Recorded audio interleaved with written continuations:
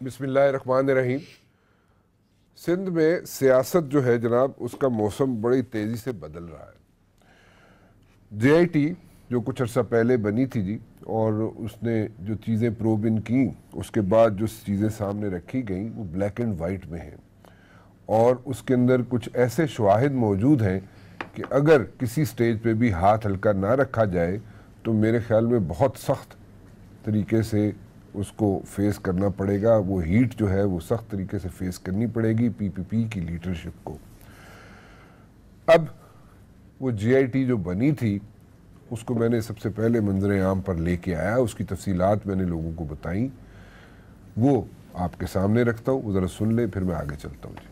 JIT बनी थी वो इस साल के 9वें महीने में बनी थी 5 तारीख को, और इसमें JIT के अंदर जो मेंबर्स थे उसके FIA के एक साथ थे, NAB के साथ थे, FBR के थे, SBP के थे, SECP के थे, ISI के थे, और गुलिस्तान जौहर के अंदर ये इन्वेस्टिगेशन जो JIT जो थी बैठी थी उसने इन्वेस्टिगेशन की, और उसके अंदर समन किए 885 लोगों को। उसमें से 767 लोगों को एग्जामिन किया गया, और 11,500 बैंक अकाउंट्स जो हैं, जो कि 924 इंडिविजुअल्स और कंपनीज के नाम पे निकले, और जो रिपोर्ट सबमिट कराई गई है JIT की वो 24 तारीख को कराई गई है, और ये 128 सफ़ात पे मुश्तमिल है। इसके 95 एनेक्शंस हैं, along with 27 final investigation reports हैं। इसके अंदर 23 इन्वेस्टिगेशन रिपोर्ट्स हैं फाइनल जो हुई है, कंक्लूड हुई है, और इसके अंदर एक रिपोर्ट ऐसी है जो कि रिपोर्ट नंबर 25 कहा जाता है इसको, जो कि बहुत कॉन्फिडेंशियल है। इसमें नेक्सस बताया गया है, अमनी ग्रुप का और जरदारी साहब का नेक्सस बताया गया है, किस तरीके से लोन्स की मिसअप्रोप्रिएशंस हुई, और सिंध बैंक ने क्या रोल प्ले किया। सिंध बैंक के अंदर जो लोग बैठे हुए थे, या सिंध बैंक की क्रिएशन जो की गई वो किस तरीके से की गई, उसको मनी लॉन्ड्रिंग के लिए कैसे इस्तेमाल किया गया। जो फेक अकाउंट्स और मनी लॉन्ड्रिंग में जो बैंक इस्तेमाल किए गए वो था Sindh bank, summit bank, UBL, MCB और फैसल बैंक। इनको जनाब इस्तेमाल किया गया। ये सब चीजें JIT की हैं, इनको मैं अपनी तरफ से नहीं बता रहा, JIT की रिपोर्ट में शामिल है। इंटरनेशनली मनी लॉन्ड्रिंग कैसे हुई उसका भी डिटेल उसमें जिक्र किया गया है, और पूरा बताया गया है कि इंटरनेशनली मनी लॉन्ड्रिंग कैसे की गई बैंकों के थ्रू। और अनडिक्लेयर्ड जो इंटरनेशनल एसेट्स हैं और ऑफशोर कंपनीज जिनका जिक्र कभी भी नहीं किया गया, ना कि इलेक्शन कमीशन के फॉर्म्स में उसकी डिक्लेरेशन की गई, उनका भी जिक्र है कि जनाब ये जो इंटरनेशनल एसेट्स हैं, चाहे वो गद्दारी साहब के हों या फरियाल बीबी के हों, उनकी डिटेल्स दी गई हैं उसमें। और जिस तरीके से बहरिया टाउन जो है, जो साउथ की एक्सपेंशन हुई है, वो किस तरीके से हुई है, उसमें सिंध गवर्नमेंट के कौन कौन से इदारे थे जो जनाब उसमें शामिल थे, किस तरीके से किए ये सारी जनाब साउथ के एक्सपेंशन, और उसको किस इलीगली उसको जनाब एक्सपेंड किया गया। और इसमें मैं एक थोड़ा सी रिपोर्ट में कुछ और चीजें भी हैं जो मेरे पास हैं, मैं वो भी आपके साथ शेयर करना चाहूंगा। इसमें एक पूरा डिटेल नेटवर्क भी दिया गया है कि जो प्राइवेट बिल्डर्स हैं कराची के, जो उन्होंने कैसे किकबैक्स दी, वो कहाँ कहाँ पे कौन कौन से अकाउंट्स में गई, और वो फेक अकाउंट्स थे जिनमें वो जमा हुई। जो गवर्नमेंट के कॉन्ट्रैक्टर्स हैं उनसे भी जो किकबैक्स ली गई वो भी फेक अकाउंट्स में जमा होती रही। वहां से उनकी ट्रांजैक्शंस भी देखी गई हैं, वो भी उसका भी जिक्र किया गया है कि जो ट्रांजैक्शंस हुई हैं गवर्नमेंट कॉन्ट्रैक्टर से, जो किकबैक्स ली गई थी, उनसे आगे ट्रांजैक्शंस भी हुई हैं। और इसमें भी 32 फेक अकाउंट्स मिले हैं, जो कि ये प्राइवेट बिल्डर्स और ये कॉन्ट्रैक्टर्स जिनमें ये डालते रहे हैं पैसे और वहां से निकलते रहे हैं, और वो 32 फेक अकाउंट्स हैं जो JIT की रिपोर्ट में शामिल है। जी, ये 24 दिसंबर 2018 को ये मैं मंजर आम पर लेके आया था JIT की तफसीलात, और जैसे मैंने इसमें जिक्र किया कि 5 सितंबर 2018 को JIT बनी थी और बहुत ही मुख्तसर से अरसे में ये सारी तफसीलात सामने लाई गई। और जैसे मैंने जिक्र किया जनाब, रिपोर्ट 25 है, इसमें एक जो 25 नंबर रिपोर्ट है वो सामने कब लाई जाएगी, मेरा एक तो ये सवाल होगा। दूसरी बात ये है, मेरा जो पैनल है उससे मैं जानना चाहूँगा कि नया ग्रुप कहा जा रहा है कि जनाब पीपल्स पार्टी का बनने जा रहा है सिंध के अंदर, और मुराद अली शाह साहब जो है उनका अरेस्ट जो है किसी वक्त भी हो सकता है। सो अगर मुराद अली शाह साहब सिटिंग चीफ मिनिस्टर हैं, उनको अरेस्ट कर लिया जाता है किसी भी वक्त, तो फिर क्या सिचुएशन होगी, नंबर 1। नंबर 2, जो JIT की रिपोर्ट है जिसका सेक्शन या रिपोर्ट 25 जिसको कहा जाता है, अगर वो सामने लाई जाएगी तो उसमें क्या क्या चीज़ें हैं, वो एक ऐसी आई वुड से एक ऐसी चीज़ें ब्लैक एंड वाइट में चीज़ें हैं। वैसे तो सारी रिपोर्ट भी ब्लैक एंड वाइट में है, लेकिन इसमें कुछ ऐसे शवाहिद मौजूद हैं जो मंजर आम पर आने चाहिए जी। और ग्रुप जिसकी मैं बात कर रहा हूँ जी, कि ग्रुप बनने जा रहा है पीपल्स पार्टी का, और अगर वाकई ही बनने जा रहा है तो वो उससे सिचुएशन क्या बनेगी। मेरे साथ मौजूद हैं जनाब शेख वकास अकरम साहब। मैं इंडिपेंडेंट राय इनसे लेना चाहूँगा क्योंकि इस वक्त किसी पार्टी से इनका ताल्लुक नहीं है। हैदर जमान कुरैशी साहब पीपल्स पार्टी से जी, और राना मशहूद साहब मुस्लिम लीग नून से जी। आप सबका बहुत बहुत शुक्रिया जी, आप लोग तशरीफ़ लाए। हैदर जमान साहब, आपसे शुरू करना चाहूँगा, थोड़ी सी तफसीलात हमने आपके सामने रखी जी, और JIT की जो कि 24 दिसंबर 2018 को सामने में लेके आया था, और 5 सितंबर 2018 को JIT बनी थी। 90 दिन के अंदर अंदर सारी चीज़ें आ जाती हैं, लेकिन रिपोर्ट 25 अगर सामने आ जाए तो कहा यह जाता है कि तहलका मच जाएगा। और उसके साथ साथ नया एक ग्रुप बनने जा रहा है जिसमें आपके अपने पुराने साथी जो हैं वो सामने आ सकते हैं किसी भी वक्त। क्या कहेंगे इस पर? बिस्मिल्लाहिर्रहमानिर्रहीम। राना साहब बहुत शुक्रिया। देखिए, आपने बिल्कुल नवंबर में अपने प्रोग्राम की हिस्सा दिखाए। आप उन एंकर्स में से हैं जिनको न सिर्फ चीजों का वक्त से पहले इल्म होता है, डॉक्यूमेंट्स भी आपके पास होते हैं। मुझे ये बताइए कि JIT जो सुप्रीम कोर्ट ने बनाई, वो इस एक FIA में इंक्वायरी चल रही थी, वो सुस्त रवि का शिकार है, और ये सुओ मोटो प्रोसीडिंग्स में उन्होंने बनाई। और उसके बाद जब ये JIT रिपोर्ट, जिसको बहुत क्रेडिबिलिटी दी जाती है मीडिया में, वो पेश की गई, तो सुप्रीम कोर्ट ने उस पर रिलाई नहीं किया। उन्होंने कहा कि नैब जो है वो खुद इसको जांचेगा और नैब पिंडी इसको देखेगा। और उसके बाद अगर हैदर साहब, मैं यहाँ पे थोड़ा सा आपको इंटरप्ट करूंगा। JIT के अंदर रिपोर्ट के अंदर ये बड़ा क्लियरली लिखा हुआ है कि जनाब इसको प्रोब इन किया जाए, इन्वेस्टिगेट कराया जाए इन्वेस्टिगेटिंग अथॉरिटी से। मैं जरा थोड़ा सा आपको क्लैरिफाई कर दूं चीजों को। It's clearly mentioned. JIT ने सिफारिश की थी कि 16 रेफरेंस फाइल किए जाएं, और ये ऑफेंसेस हमारी नजर में हुए हैं। सुप्रीम कोर्ट ने मैं फिर करेक्ट कर दूं आपको हैदर साहब, मैं फिर करेक्ट कर दूं। मेरी गुजारिश सुनने मैं आपके सामने रख देता हूं। इसको इन्वेस्टिगेट करें, and if an offence is made out then appropriate references should be filed. अगर JIT की सिफारिशात को मानवान तस्लीम करना था तो फिर नैब को दोबारा कॉग्निजेंस देने की जरूरत नहीं थी। It's written in the JIT के इसको जनाब इन्वेस्टिगेटिंग अथॉरिटीज जो है उसको प्रोब इन करें। ये मैं क्लियरली आपको बता रहा हूँ। Which means कि अगर JIT की सिफारिशात को दोबारा नैब ने प्रोब इन करना है, which means in law is that उस पे आपने रिलाय नहीं करना। नो उसको फर्दर, एक मिनट, नहीं गलत कह रहे हैं। फर्दर प्रोब तभी की जाती है सर जब कंक्लूसिव ना हो JIT। आप उसको सर आसमानी सहीफा मान लें, एक महीने के लिए, 1 मिनट के लिए अस्यूम कर लें कि वो कंक्लूसिव है, फाइनल है और बाइंडिंग है। आप पॉइंट नहीं समझ रहे, आप हैदर साहब आप पॉइंट नहीं समझ पा रहे। शायद मैं गुजारिश कर रहा हूँ आपसे, अगर आप मुझे गुजारिश करने देंगे आप बिल्कुल करें, लेकिन आप गलत साइड पे निकल पड़े हैं, वो वहां पे नहीं है। आप उसको 16 रेफरेंसेस फाइल कर दिए सर, 16 रेफरेंसेस फाइल कर दिए, लेकिन उसमें गलत कह रहे हैं आप कि उसमें उन्होंने खुद लिखा है कि उसको मजीद इन्वेस्टिगेशंस की जरूरत, अगर आप चाहे, कोर्ट चाहे तो उसको मजीद इन्वेस्टिगेशंस करवा ले। बड़ी इंक्वायरी की हमने, फाइलें और वॉल्यूम भर दिए, लेकिन आपका बयान है, लेकिन ये गलत है। नहीं है, तो कोई इन्वेस्टिगेशन इन परपेचुइटी तो नहीं होती ना, फॉर टाइम बाउंड कोई सीलिंग तो होती है। ये तो नहीं हो सकता कि ये JIT जो है ये रिपोर्ट साथ साथ इसकी इन्वेस्टिगेशन चलती रहेगी अगले 20 साल, ऐसे तो नहीं हो सकता ना। इस मुल्क में एक कानून है, एक आइन है, और इसीलिए सुप्रीम कोर्ट ने नैब को कहा कि आप इसको देखेंगे, फर्दर प्रोबिंग करेंगे। लेकिन आप गलत कह रहे हैं, आप फिर गलत कह रहे हैं। चले, आपकी अपनी इंटरप्रिटेशन है, मेरी इंटरप्रिटेशन नहीं है, ये ब्लैक एंड व्हाइट में लिखा हुआ है। मेरी इंटरप्रिटेशन कहां से आ गई? ये ब्लैक एंड व्हाइट में लिखा हुआ है।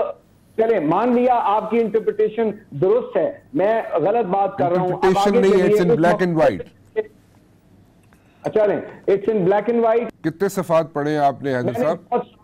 मैंने बहुत सारे सफात पढ़े राना साहब। अब आ जाएं आप इसकी, आपने सिर्फ 400 कुछ सफात पढ़े होंगे, ये टोटल 700 कुछ सफात किए। तो तब भी बहुत सारी इंक्वायरियां थी, बहुत सारे लोगों को नैब से सर से पांव से चूमती हुई नैब की हथकड़ियां दिखाई गई थी, आज भी दिखाई जा रही हैं, आगे भी दिखाई जाएंगी। पीपल्स पार्टी के लोगों को भी दिखाई गई और जमातों के लोगों को भी दिखाई गई। अच्छा, what do you have to say about this new emerging group Haider साहब?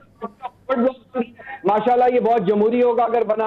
अगर आप पहले 42 MPs हैं पाकिस्तान पीपल्स पार्टी के, जिनको डायरेक्टली नैब की इंक्वायरियां जो है उनके नोटिस आ चुके हैं, तो अगर आपने इस मुल्क में न्याजी अकाउंटेबिलिटी ब्यूरो के जरिए हुकूमतें बनानी और गिरानी है तो आप बनाते रहें, इससे क्या फर्क पड़ता है? पाकिस्तान की आवाम तो आपको कोई फर्क नहीं पड़ता कि मुराद शाह साहब अरेस्ट हो जाए कल? हैदर साहब की नैब जानते हैं, मुराद शाह साहब का अरेस्ट किसी वक्त भी हो सकता है, आपको उससे कोई फर्क नहीं पड़ता। और ये जो ग्रुप बनने जा रहे हैं पीपल्स पार्टी के सिंध के अंदर, उससे भी आपको कोई फर्क नहीं पड़ता। वो जो रेफरेंस है, जो इंक्वायरी है, और उनको 18 तारीख को बुलाया हुआ था, वो पार्लियामेंट के सेशन में थे, जॉइंट सेशन पे डिबेट थी, वो कहीं भाग के नहीं जा रहे थे। हर सिंध के लीडर को क्वेश्चन इज डिफरेंट हैदर साहब, आप मेरा सवाल दूसरा है, मेरा सवाल दूसरा, आप कुछ और बात कर रहे हैं। लेकिन अगर आपने मुझे मौका दे तो सही ना। आप नहीं, इससे ज्यादा मैं मौका क्या दूं? मैं सवाल कुछ करता हूं, आप जवाब कुछ दे रहे हैं।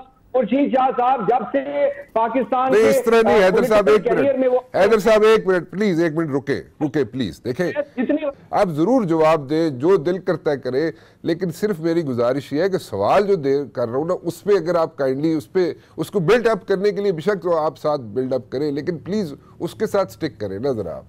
फॉरवर्ड ब्लॉक क्या गवर्नर राज लग रहा था पिछले साल नवंबर दिसंबर में, फिर फरवरी में फवाद चौधरी गए थे सिंध फतह करने, फिर कुछ अर्सा पहले फरोग नसीम साहब गए थे आर्टिकल 149 को अब्यूज करने, यानी भारत 370 यूज करता है एनेक्स करने के लिए, विफाकी हुकूमत ऑक्यूपाई करने के लिए 149 का अब्यूज करना चाह रही है। तो आप सीधा गवर्नर राज लगाना चाह रहे थे, वो नहीं लग सकता, तो अब आप चीफ मिनिस्टर को जेल में डाल दें, पहले स्पीकर को डाल दिया, उसके बाद फाइनेंस मिनिस्टर को डाल दें, इंटीरियर को डाल दें, लोकल गवर्नमेंट को डाल दें, हाउसिंग को डाल दें, सबको डाल दें।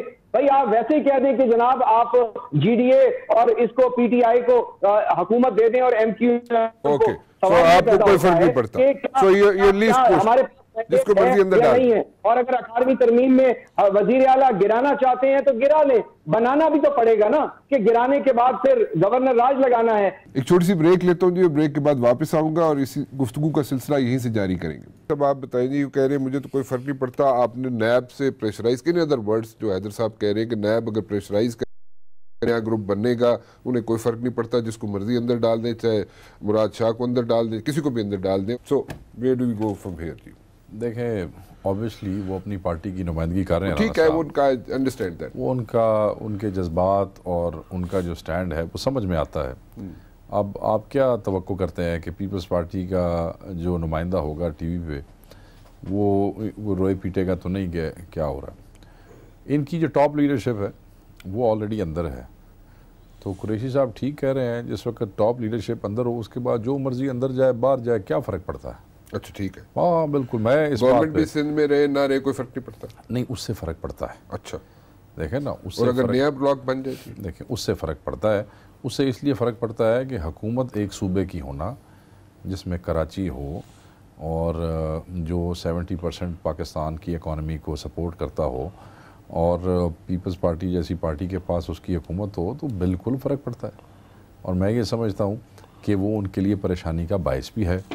और मैं ये समझता हूँ कि अगर तहरीक इंसाफ की हुकूमत ये जो कुछ कर रही है, चाहे इनको विक्टिमाइज़ कर रही है, ठीक या गलत ये तो अदालतें फ़ैसला करेंगी, मुझे तो नहीं पता, ये इदारे फ़ैसला करेंगे, मगर वो इसीलिए कर रही है कि PTI को भी तकलीफ़ है कि सिंध में उनकी हुकूमत है, और अगर हुकूमत उनसे छीनी जाएगी तो उनको भी बड़ी तकलीफ़ होगी। इक़्तिदार तो भाई जी किसी के हाथ से खींचा जाए, चाहे वो तो अगर नया ग्रुप शेख साहब अगर बन जाता है फिर? मेरी इतला ये है, गलत भी हो सकती है, शुनीद है ना, बातें कॉरिडोर्स में होती हैं। मेरी इतला ये है कि आगा सराज दुरानी जो है उनकी क़यादत में शायद 20-25 लोग जो है वो अलहदगी इख्तियार कर सकते हैं, या ग्रुप बना सकते हैं, या ये हो सकता है कि वो किसी कॉर्नर में बैठ के मीटिंग्स कर रहे हों, उड़ती उड़ती खबर ठीक भी हो सकती है, गलत भी हो सकती है। तो मैं ये समझता हूँ कि ये नहीं है कि कोई पीपल्स पार्टी जो है वो अनशेकेबल या अनब्रेकेबल नहीं है। ठीक है, देखें ना, MKM वाले कहते थे कि जी हम, मुझे याद है, अल्फाज याद है, अनशेकेबल वोट बैंक है, अनब्रेकेबल पार्टी है। अगला ने ओदा अशर किया जा, कोई किथे पे है तो कोई किथे पे है, ठीक हो गया। पीपल्स पार्टी ये बात ज़रूर करती थी, पीपल्स पार्टी ने डिक्टेटोरियल रिजीम्स जो थे उनके ख़िलाफ़ लड़ाई की, एक बहुत बड़ी स्ट्रगल है जो है मोहतरमा बेनज़ीर भुट्टो शहीद की, और ये तो आपकी पीपल्स पार्टी तो कुछ भी नहीं उनके सामने, जो मोहतरमा ने जितनी स्ट्रगल और जितनी अजीतें बर्दाश्त की हैं। मगर उसके बाद आप देखें कि जब मोहतरमा ना रही तो फिर पैट्रियट भी निकल के आ गया बीच में से, फिर मखदूम फैसल साल हयात से लेके नौरेश शकूर तक, दूसरी चीजें तो दूसरे ग्रुप्स क्रॉप अप कर जिंदगी में ठीक है। शेख साहब मोहतरमा हयात थी। अच्छा, हयात थी, ठीक हो गया सर, ठीक हो गया सर, ठीक हो गया। तो वो अनशेकेबिलिटी जो थी ना, वो फिर शेकेबिलिटी नहीं रही, अगलों ने उनको ब्रेक कर लिया, उनको कोई ख्वाब दिखू के तोड़ लिया। बहुत बड़े थम थे ये जो बंदे जिन्होंने पैट्रियट्स, क्यों जी करें साहब, बड़े थम सन जिन्होंने पैट्रियट बनाई थी, पुराने लीडर थे। और मैं ज़ाती तौर पे जानता हूँ एक दो इस वक्त पीपल्स पार्टी के बहुत बड़े लीडर हैं जो उस वक्त उस पैट्रियट का तैयार थे, कोई इंटीरियर मिनिस्टर बनने को तैयार था, और कोई इसलिए नाराज़ हो गया कि मुझे आप प्राइम मिनिस्टरियल उसके लिए अगर आप वो कर दें तो मैं, वो बंदे आज भी पीपल्स पार्टी के सफ़े अव्वल में एक दो है। मैं ज़ाती तौर पे जानता हूँ, नाम नहीं लूँगा उनका, ज़ाती तौर पे मैं उनका बड़ा एहतराम करता हूँ। क्यों नहीं लूँगा? नहीं, केड़ी लोड़ है, तारीख है, गुजर गई वो, देर आजकल वो अपनी पार्टी में बड़ी इज्जत से टाइम गुजार रहे हैं, तो हमें किसी को बेपर्दा करने की क्या ज़रूरत है। तो मैं ये समझता हूँ कि बिल्कुल ये खबर ज़रूर है। अब इसमें सच्चाई क्या है ये तो मेरा भाई हैदर जमान जानता है। हैदर साहब का देखे, हैदर साहब को जैसे आपने भी कहा, मैं भी यही बात करूँ, ठीक है उनकी पार्टी है, ही हैज़ टू डिफेंड। मगर एक बात मैं आपको बताऊँ राणा साहब, ये कोई अच्छी हरकत नहीं है। अगर मैं वफाक की, मैं तहरीक इंसाफ के लिए कह रहा हूँ ना, अगर आपसे वफाक में हुकूमत नहीं चल रही है, आप इनकॉम्पिटेंट हैं, आप नालायक हैं, आप हुकूमत नहीं चला सक रहे हैं, मुईशत का आपने बेड़ा गर्क कर दिया है, अब आप ये कॉस्मेटिक्स करके दूसरे सूबों में दूसरी पार्टियों की हुकूमतें जो कि उतनी नाहल हैं जितने आप नाहल हैं, उनको हटा के आप अपनी नाहली के ऊपर पर्दा नहीं डाल सकते हैं। अच्छा, सो मैं ये समझता हूँ वफाक तो चलता नहीं पाया, तो सिंध तुसी की चलाना जी। ठीक, बड़ा अच्छा पॉइंट है जनाब राणा साहब। एक सप्लीमेंट्री, राणा साहब एक सप्लीमेंट्री बात कर लूं? जी जरूर करें जी, जरूर करें। जो शेख साहब फरमा रहे हैं बिल्कुल, I bow down to respectfully to his observation, लेकिन आप ये भी बात ध्यान में रखें कि पंजाब में और विफाक में PTI के अंदर अपने भी बड़े इंडिजिनस फॉरवर्ड ब्लॉक बनने के लिए कोशां और बड़े बड़े शौकीन है वजीर आजम और वजीर आला बनने के लिए, जिनको शायद अभी वो आउटसाइड फोर्सेज की कोई सपोर्ट नहीं मिल रही है, नैब की सपोर्ट नहीं मिल रही, तो ये खेल चलता रहता है। लेकिन अगर PTI ने सिंध में कुछ भी खेल खेला, उसके असरात, mark my word, record this clip, उसके असरात बिल्कुल ठीक है जी। गॉट योर पॉइंट हैदर साहब, got your point. Got the point of Haider Qureshi, but there is मेरी एक इस पे ऑब्जर्वेशन है, वो ये है कि जब तक इमरान खान साहब ऊपर वजीर आजम बन के बैठे हैं, मैं नहीं समझता कि कोई भी ऐसा ग्रुप इमरान खान के खिलाफ तहरीक इंसाफ में बन के पंजाब में हुकूमत और न लेगा। राणा साहब ने पूछ ली फिर। राणा साहब, जैसे सिंध में आवाज़ें आ रही है जनाब के मुराद अली शाह साहब को किसी वक्त भी अरेस्ट कर लिया जाएगा और नए ग्रुप बनने जा रहे हैं, इसी तरह जैसे हमें आवाज़ें आ रही है जनाब के नए ग्रुप बन सकते हैं पंजाब के अंदर, लेकिन शेख वकास साहब कहते हैं जनाब कि जब तक इमरान खान साहब मौजूद हैं एज वज़ीर आज़म, कोई नया ग्रुप इमर्ज नहीं कर सकता पंजाब के अंदर। What do you have to say on this one जी? थैंक यू राणा साहब। दो चीजें हैं, पहले तो आपने जेआईटी की बात की, तो इस जेआईटी की, मैं पीपल्स पार्टी की नहीं, ओवरऑल जेआईटी की क्रेडिबिलिटी ये है कि मियां नवाज शरीफ साहब के बनी थी, जिस तरह व्हाट्सएप कॉलों पर बनी थी, जिस तरह बाद में कुछ जजेस के नाम आए जिन्होंने नाम दिलवाकर जेआईटी बनवाई, और उसके बाद जिस तरह उसकी इंक्वायरी अपने रिश्तेदारों को वाजिद रियाज साहब और दूसरे लोगों ने इस्तेमाल किया, उस जेआईटी की क्रेडिबिलिटी क्या रह गई कि उस जेआईटी की रिपोर्ट की बुनियाद पर जो केस बना हिल मेटल और अल अजीजिया का, एक की अपील के अंदर फैसला आ चुका हुआ है और दूसरी की जो अपील है उसका फैसला भी नविश्ता दीवार है। तो ये फैला के जो ओवरऑल इकोनॉमी का बेड़ा गर्क किया गया है इस मुल्क के अंदर, उसके ये लोग मुजरिम है पीटीआई वाले और वो तमाम लोग जिन्होंने इनका साथ दिया इसमें। नंबर 1। नंबर 2, जो आप ग्रुप बनाने की बात करते हैं ना, देखें ग्रुप्स बनाने के लिए या जमातों में तोड़फोड़ करने के लिए आप उसके अगेंस्ट देते क्या हैं? वो लोग जो तैयार होते हैं कि जिन्होंने अपनी वफादारियां बेचनी है या जिन्होंने अपने हलकों को देखते हुए कुछ करना है, तो उनको आप उसके अगेंस्ट बार्टर क्या दे रहे हैं? कुछ भी नहीं।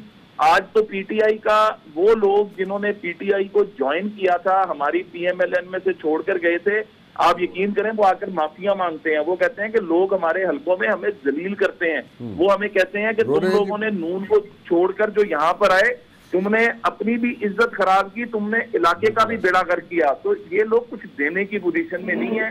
ये जो है, इन लोगों में सेंस नहीं है, ये सेंसलेस लोग हैं। इनको सियासत का पता नहीं है, इनको हालात का पता नहीं है।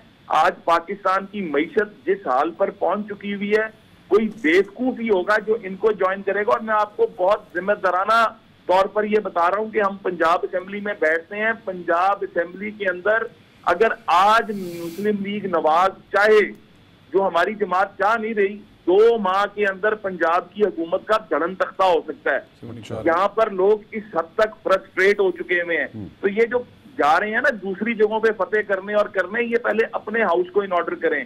ये पहले लोगों के सवालात के जवाब देना शुरू करें।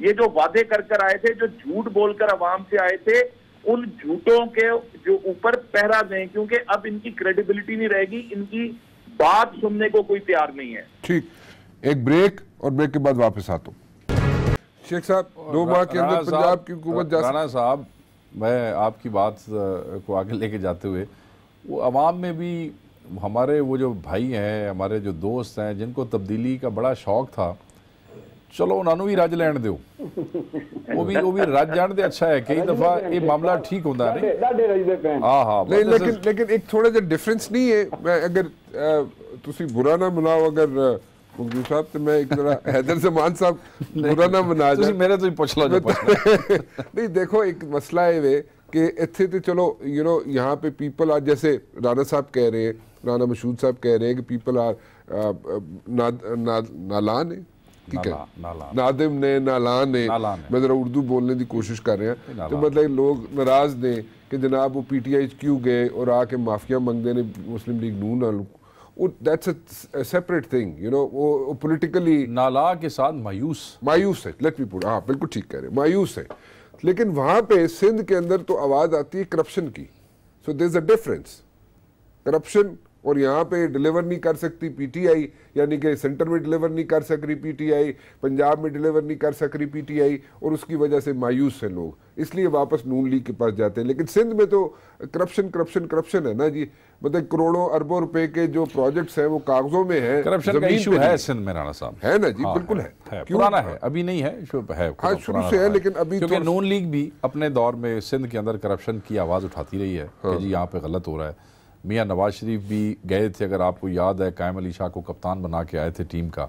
तो सिंध की, क्योंकि एक ही पार्टी की मसलसल, तो सिंध के अंदर एडमिनिस्ट्रेटिव इश्यूज़ रहे हैं, शुरू से रहे हैं, करप्शन के इश्यूज़ रहे हैं, शुरू से रहे हैं। मगर मैं ये समझता हूँ कि उसको शब खून मारने से नहीं, बल्कि उसके लिए जो नेचुरल कोर्स ऑफ एक्शन होता है। करप्शन के चार्जेस है, अगर चीफ मिनिस्टर पर उनको किसी वक्त भी गिरफ्तार किया जा सकता है, तो फिर उसमें क्या कहेंगे? नहीं, करप्शन नहीं की। इस मुल्क में वजीर आजम गिरफ्तार होते रहे हैं, वजीर आजम को फांसी होती रही है, वजीर आजम को सज़ा होती रही है, इस मुल्क में अपोजिशन लीडर जो हैं वो गिरफ्तार होते रहे हैं। तो चीफ मिनिस्टर केड़ा भी कोई ऐसी चीज़ है जो गिरफ्तार नहीं हो सकता, वो गिरफ्तार हो जाएगा, एडी केड़ी गल। ठीक है। राणा साहब जनाब कितने लोग ताड़े को ला रहे हैं जनाब जेडे माफिया मांग रहे हैं, वो तो दसो सानू।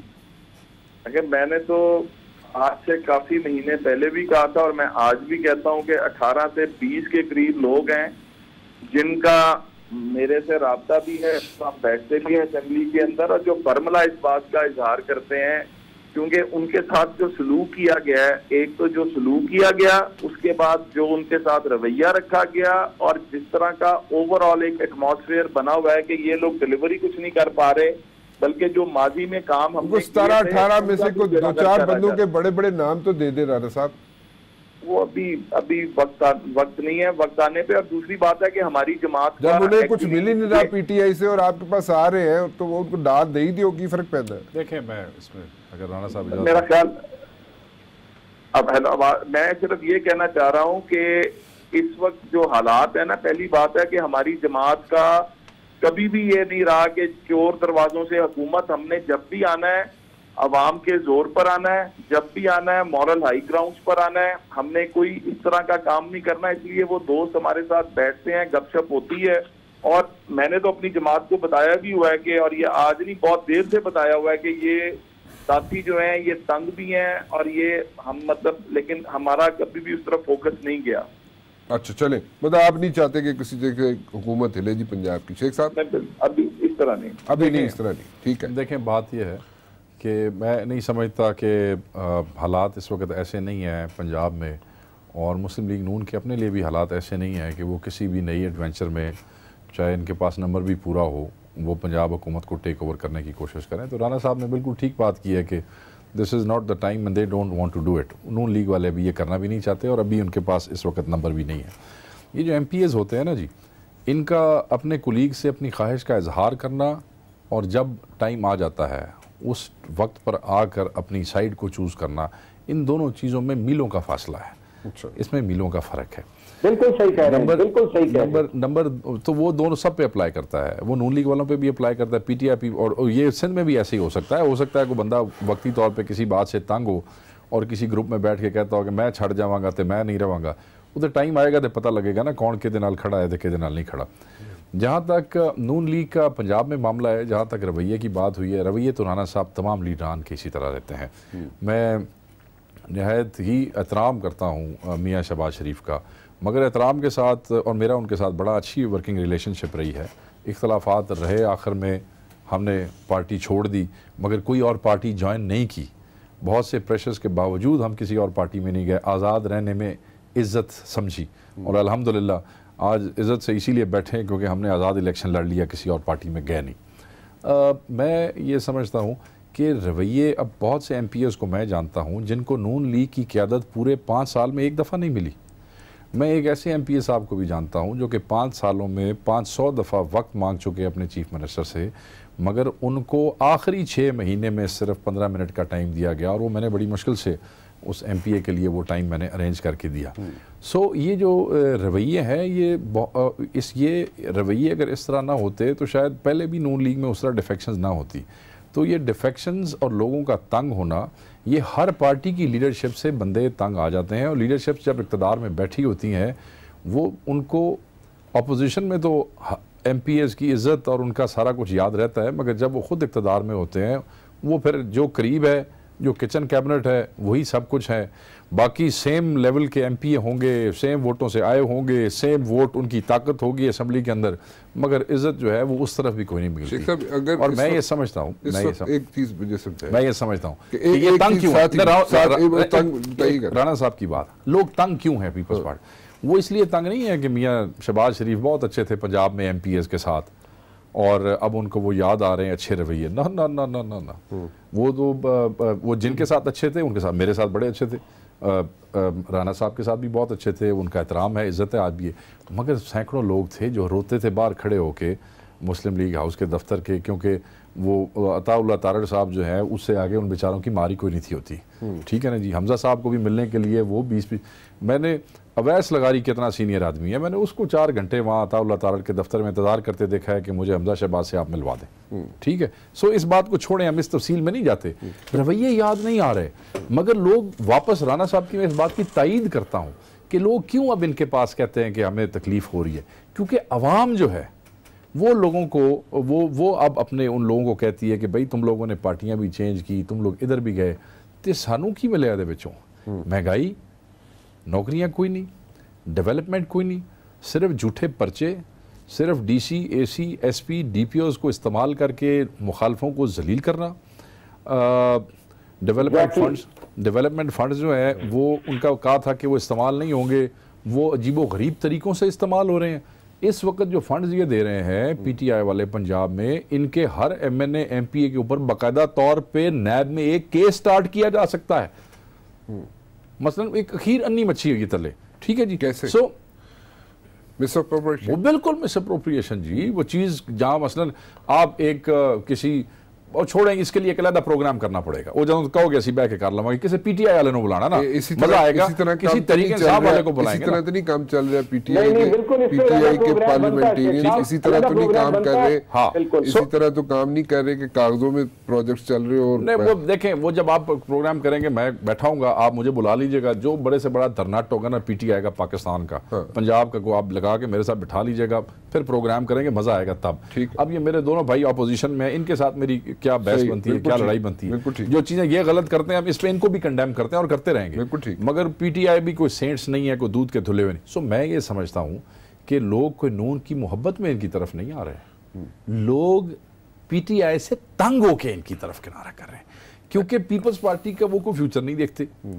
अब मियां नवाज शरीफ जब तक जेल में है और पाकिस्तान में है, नून लीग का वोट बैंक टूटेगा नहीं। राना साहब याद रखिएगा, नून लीग का वोट बैंक टूटा और नून लीग में डिफेक्शन उस वक्त हुई थी जब मियां साहब चले गए थे, याद है ना आपको, जनरल मुशर्रफ के दौर में। तो जब दुल्हा चला जाए तो बारात फिर कोई गड्डी किथे खलोंदी है तो कोई गड्डी किथे खलोंदी है। अच्छा, तो अगर ये उस वक्त भी ना जाते तो नून लीग में डिफेक्शन ना होती। So if they will stay in Pakistan और जेल में ही रहे बेशक, तो फिर मैं नहीं समझता कि इनका वोट बैंक कम होगा, बल्कि जो लोग पीटीआई से मायूस होंगे वो ऑटोमेटिकली जो है दूसरी पार्टियां तलाश करेंगे, दूसरी पार्टियां तलाश करेंगे। मेरा सवाल ये, एक आखिरी सवाल पूछना चाहूंगा कि देखें, अगर कोई अच्छा लीडर सामने उभर के आता है तो जो पीपल्स पार्टी से लोग छोड़ना चाहते हैं, या उसकी लीडरशिप से ना ला है, या नून लीग की लीडरशिप से ना ला है, या पीटीआई की लीडरशिप से ना ला है, इमरान खान से ना ला है, या इमरान खान के जो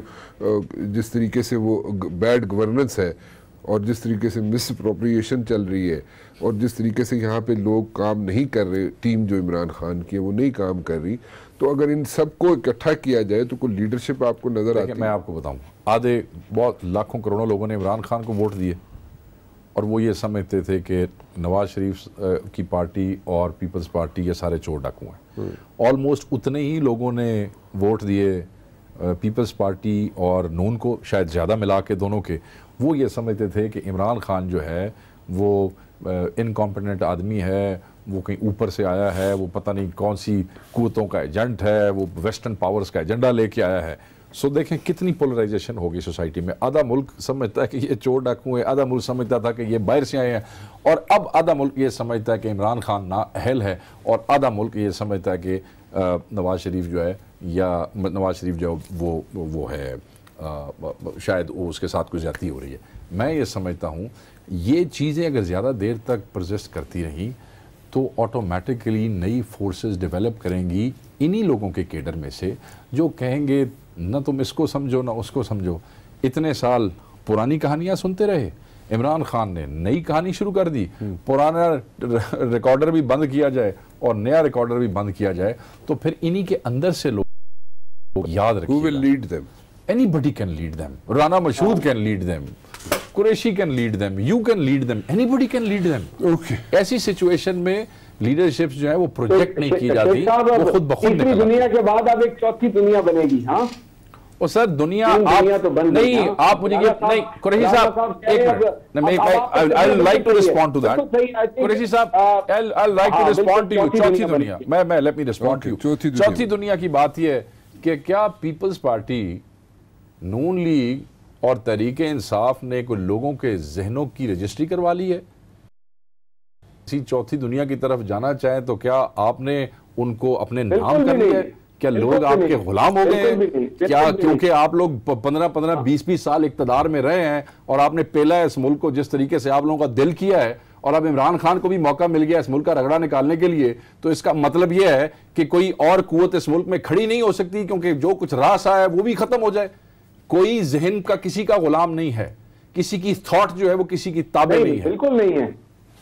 ओके चले, बिल्कुल नहीं है। मैं तो कह रहा हूँ चौथी दुनिया बन सकती है। कुछ ऐड करना चाह रहे हो? कर रहा हूँ, बल्कि पांचवी दुनिया होगी आमरों की भी थी, और आमरों के दौर में भी एक इनकलाबी सोच आई थी, तो बिल्कुल चौथी भी पांचवी भी बन सकती है। और वोटर तो किसी पानी में गुलाम नहीं है, वो किसी का चलो गुलाम नहीं है, वो अपनी सोच लास्ट कमेंट राणा साहब, गॉट योर पॉइंट हैदर साहब जी। राणा साहब जी, अभी मैं जो शेख साहब बात कर रहे थे ना, देखें पहली बात तो ये है कि मुस्लिम लीग ने हमेशा तरक्की की बात की है, मुस्लिम लीग ने हमेशा मईशत को पैरों पर खड़े करने की बात की है, और इसमें यकीनन हमारे लोग हमसे नाराज भी हुए हैं, क्योंकि जब हम मेरिट की बात करते हैं, जब हम पॉलिसीज के इम्प्लीमेंटेशन की बात करते हैं, और उसके बाद उनका रिजल्ट क्या निकलता है कि ओवरऑल माशरे के अंदर बेहतरी आ रही होती है, मईशत पैरों पर खड़ी हो रही होती है, तो ये कुर्बानी है जो एक सियासी जमात होते हुए हम हमेशा देते हैं, लेकिन उसका रिजल्ट आप देखते हैं कि एक